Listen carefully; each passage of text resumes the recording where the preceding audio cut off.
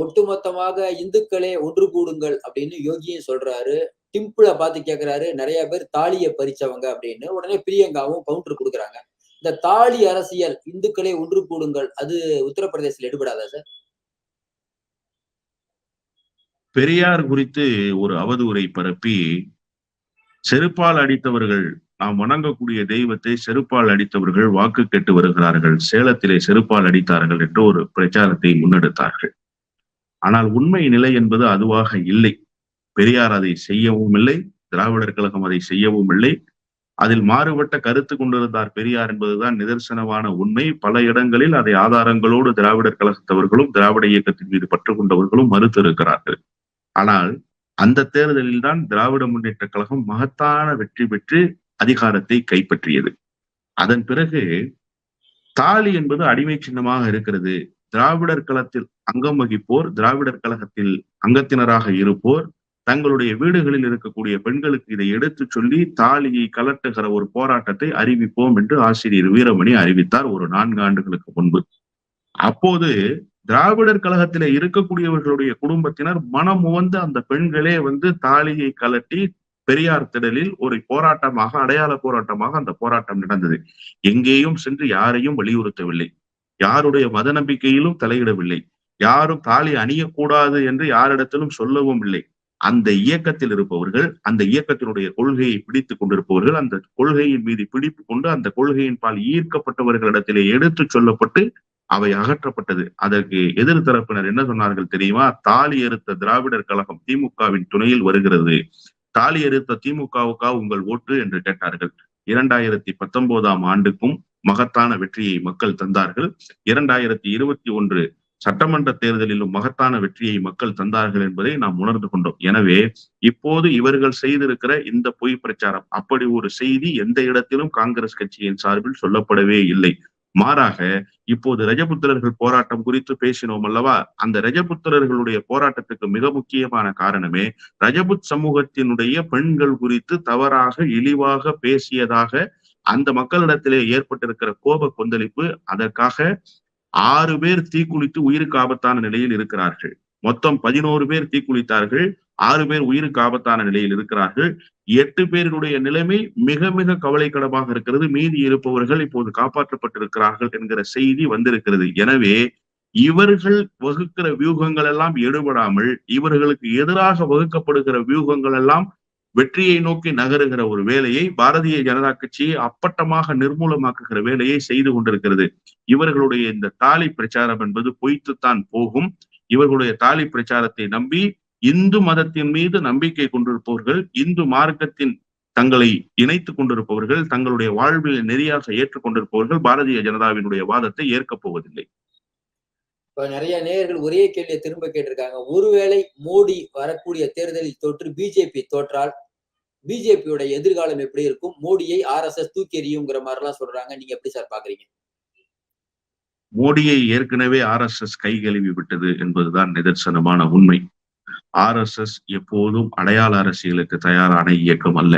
ஆனால் மோடி தன்னுடைய அடையாளத்தை இழந்துவிடக் கூடாது என்பதற்காக தன்னை தகவமைத்துக் கொண்டு தான் ஏதோ ஒரு தனி மனித இராணுவத்தை போல, தனக்காகவே இந்த வெற்றிகள் எல்லாம் தேடி வருகிறது என்பதை போல, தனக்காகத்தான் இந்த நாட்டினுடைய அதிகாரம் ஒப்படைக்கப்பட்டிருக்கிறது என்பதை போல ஒரு பிம்பத்தை இந்த 10 ஆண்டுகளில் கட்டி எழுப்பிக் கொண்டார்.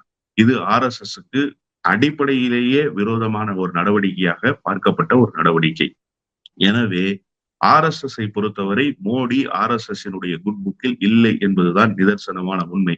இந்த தேர்தலில் படுதோல்வியை தழுவியதற்கு பிறகு ஹிட்லருக்கு ஏற்பட்ட நிலையை விட மிக மோசமான நிலை மோடிக்கு ஏற்படும் என்பது என்னுடைய அனுபவத்தின் அனுமானம். காரணம் என்னவென்று கேட்டால், வழிநெடுகிலும் கொடுங்கோலர்களுடைய முடிவுகள் என்பது எத்தகையதாக இருந்தது என்பதை நாம் பார்த்திருக்கிறோம். ஆனால் என்னை பொறுத்தவரை ஜனநாயக வழி நின்று இயங்கிய காரணத்தால், திராவிட இயக்கம் முழுமையாக ஜனநாயக பேரமைப்பாகவே எப்போதும் இருந்திருக்கிறது என்கிற காரணத்தால், மோடி தன்னுடைய 10 ஆண்டுகளில் செய்த தவறுகளை எல்லாம் உணர்கிற வகையில் அவருடைய அடுத்த கட்ட நகர்வுகள் ஜனநாயக வழியில் இருக்க வேண்டும் என்றுதான் நான் கருதுகிறேனே தவிர, கொடுங்கோலர்களுக்கு வழிநடுக ஏற்பட்டிருக்கக்கூடிய முடிவு என்பது மோடிக்கு இருக்கக்கூடாது என்று ஜனநாயக வழியிலிருந்து நான் விரும்புகிறேன், நான் நம்புகிறேன்.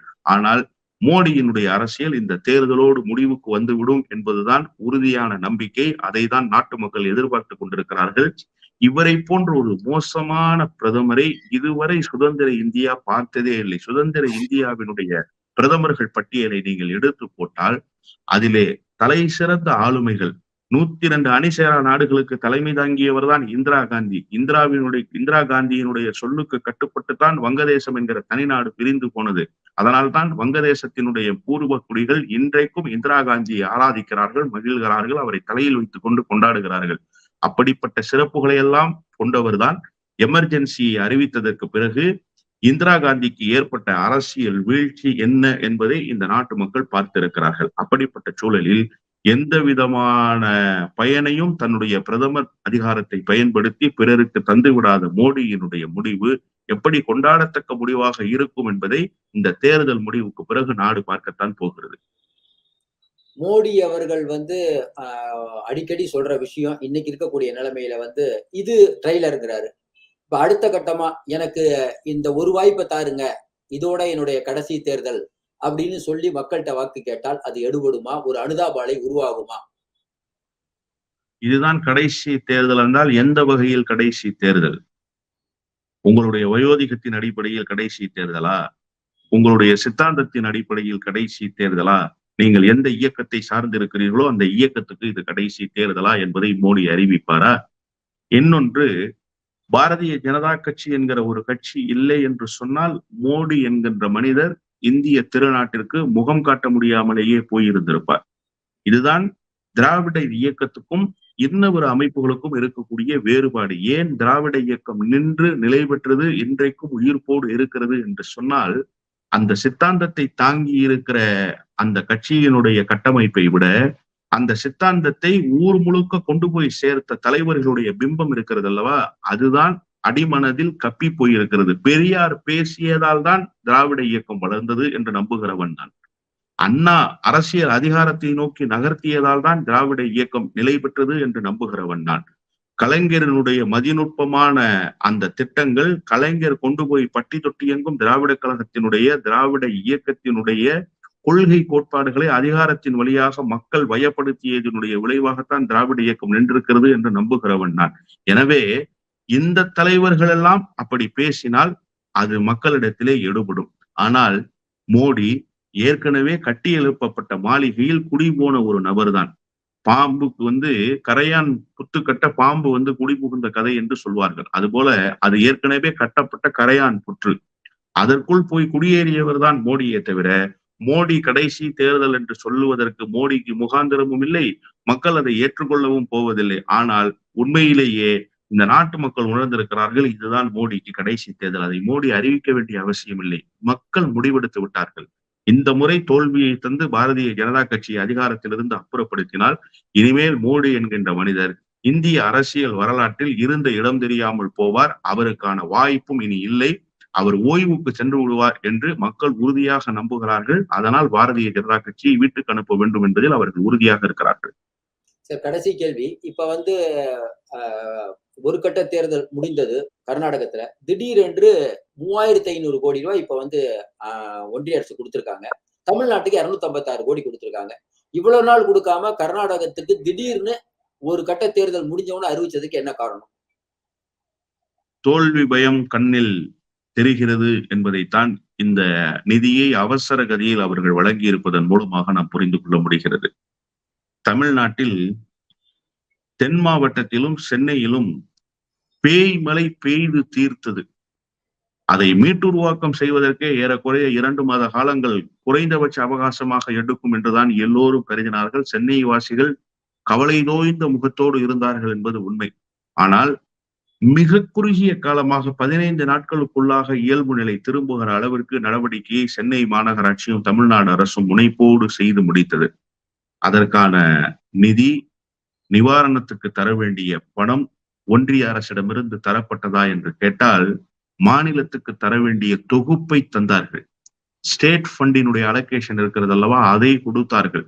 ஆனால் நேஷனல் டிசாஸ்டர் ஃபண்ட் என்று சொல்லப்படுகிற தேசிய பேரிடர் நிதியிலிருந்து ₹1 கூட தரவில்லை. நிதி அமைச்சர் அண்ணன் தங்கம் தென்னரசு கடிதம் எழுதினார். நேரடியாகவே கோரிக்கைகள் பிரதமருக்கு வைக்கப்பட்டன.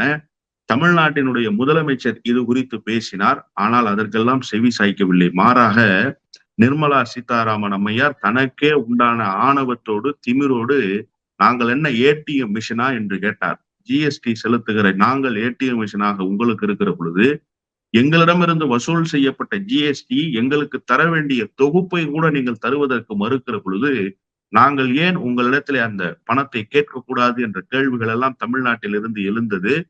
அந்த டோப்ளர் கருவிகளை சரி செய்வதற்கு கூட எடப்பாடி பழனிசாமியினுடைய ஆட்சி காலத்தில் கடிதம் எழுதி அந்த டோப்ளர் கருவியை சரி செய்வதற்கு கூட நிதியை ஒன்றிய அரசு ஒதுக்கவில்லை என்கிற குற்றச்சாட்டுக்கு இதுவரை ஒன்றிய அரசு பதில் சொல்லவில்லை. அந்த டோப்ளர் கருவி சரி செய்யப்பட்டிருந்தால் முன்பே இத்தனை சென்டிமீட்டர் மழை பெய்யும் என்பதை கணித்திருக்க கூடும். அதனுடைய ஃபெயிலியர் தான் இந்த அளவுக்கு ஒரு பாதிப்பு ஏற்பட்டது என்பது. தென் மாவட்டத்திலே பாதிப்பு. தென் மாவட்டம் என்பது பாரதிய ஜனதா கட்சிக்கு முகம் தந்திருக்கிற ஒரு மாவட்டம். கன்னியாகுமரியிலே ஒரு சட்டமன்ற உறுப்பினர், இன்றைக்கு திருநெல்வேலியிலே போட்டியிருக்கக்கூடிய நயினார் நாகேந்திரன் ஏற்கனவே சட்டமன்ற உறுப்பினர், அந்த கட்சியினுடைய சட்டமன்ற கட்சி தலைவராக இருப்பவர். இந்த 2 பேரும் தென் மாவட்டத்திலிருந்து தேர்ந்தெடுக்கப்பட்டவர் தான். திருச்சி வரை வந்த பிரதமர், விமான நிலைய விரிவாக்க பணியை திறந்து வைப்பதற்கு வந்த பிரதமர் திருச்சியிலிருந்து ஹெலிகாப்டருக்கு தென் மாவட்டத்திற்கு பறந்து செல்வதற்கு 20 நிமிடங்கள் ஆகி இருக்குமா? ஆனால் அந்த 20 நிமிடங்களை கூட செலவு செய்து அந்த தென் மாவட்டத்தினுடைய மக்களை சந்தித்து ஆறுதல் சொல்வதற்கோ அவர்களை ஆற்றுப்படுத்துவதற்கோ தயாராக இல்லாத மோடி திருச்சி வரை வந்துவிட்டு திரும்பி போனார்.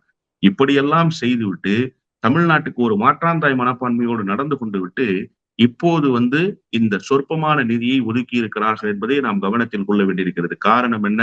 தமிழ்நாட்டில் தேர்தல் நடந்து முடிந்து விட்டது.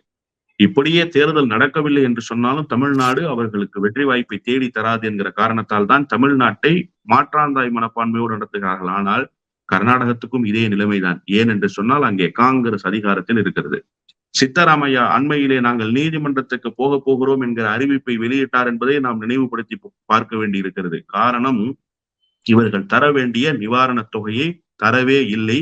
அதை கேட்டு நாங்கள் நீதிமன்றத்தை நாடி இருக்கிறோம் என்று தமிழ்நாட்டினுடைய முதலமைச்சர் வழியில் சித்தராமையாவும் நீதிமன்றத்தை நாடினார். இப்போது நடைபெற்றிருக்கக்கூடிய முதல் கட்டமான தேர்தலில் பாரதிய ஜனதா கட்சி மிகப்பெரிய பின்னடைவை கர்நாடகாவில் சந்தித்திருக்கிறது. இது குறித்த தகவல்கள் எல்லாம் அவர்களுக்கு கிடைத்திருக்கும். அமித்ஷாவுக்கு உளவுத்துறையினுடைய ரிப்போர்ட் கிடைச்சிருக்கும். அதனால் மீதி இருக்கக்கூடிய இடங்களை தக்க வைத்துக் கொள்வதற்காகவாவது இந்த நிதியை ஒதுக்கிவிட்டால் அதை வைத்துக் கொண்டு தேர்தல் பிரச்சாரத்தை நாம் முன்னெடுக்கலாம். அதை வைத்துக் கொண்டு தேர்தல் களத்திலே நாம் ஏதாவது ஒரு கிளர்ச்சியை ஏற்படுத்தலாம் என்று நம்பி இந்த நிதியை அவர்கள் தந்திருக்கிறார்கள். இப்போதும் தமிழ்நாட்டுக்கு அவர்கள் துரோகம் இழைத்திருக்கிறார்கள் என்பதுதான் நிதர்சனமான உண்மை. சார், இவ்வளவு நேரம் நேயர்கள் கேட்ட எல்லா கேள்விக்கும் பதில் சொன்னீங்க சார். ரொம்ப நன்றி சார். நன்றி.